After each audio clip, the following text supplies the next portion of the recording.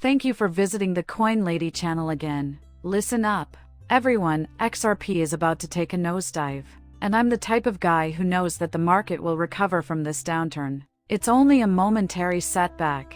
Plus, the price of XRP will skyrocket eventually. So long as I can maintain an optimistic outlook and help you persevere through this difficult time, then I will consider it a success. Repeatedly, I am pleased to do it. However, there are many who would report this decline as if the world were ending, and rookie investors, unlike the rest of us, have no idea what these drops mean. To them, it is thus. It makes you wonder whether you shouldn't sell now because the price is going to drop so much before you can purchase it back later. You had a few queries, but no one could answer them when you contacted this market healer. A lot of folks have been asking me, when will XRP moon? The question remains unanswered. They truly are unable to, however, when you consider the current state of affairs in the actual world and the facts. A different picture emerges. The time for XRP to explode is almost here, as you can see. Additionally, XRP's utility is quickly becoming the primary factor influencing its price.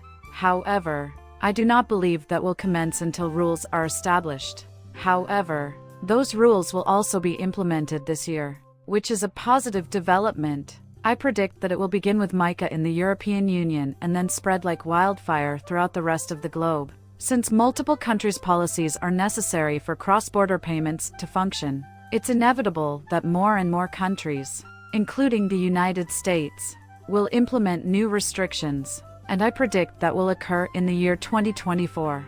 The price of XRP will be driven by its utility, in my opinion. Not long after that, along with the remaining ISO cryptocurrencies, many have asked me, Rich, what is a good bag of XRP to be holding? But I've always been reluctant to give an exact figure. Allow me to explain. Why? Because if I were to set a price on it, you might end up investing more than you can afford to lose, buying more XRP.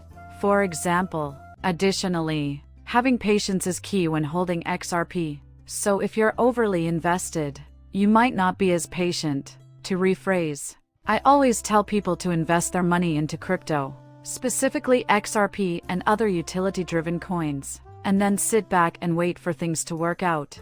Plus, any sum is better than none when it comes to achieving financial independence. Personally, I see it that way. Some people would even go so far as to say that you should always keep this amount on hand. Reason being, every person's circumstances are unique. Lifestyles vary from person to person.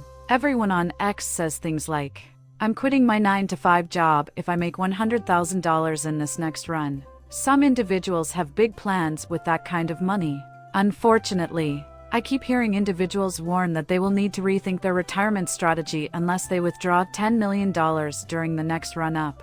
Do you grasp my point? There is such a wide disparity in people's way of life that the figure I proposed may not even be the one you're after. Invest only what you can afford to lose. Then relax and watch the magic happen. On the one-day chart, XRP is currently situated just above 60.57.5 cents.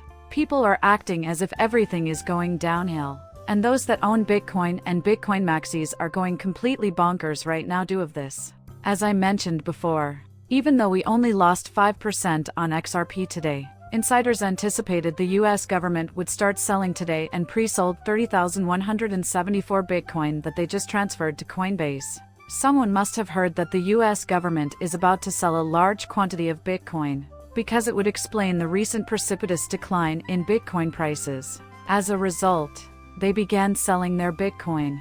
This downturn, in my opinion, will continue until tomorrow. A decline in Bitcoin price will have a negative impact on XRP as well.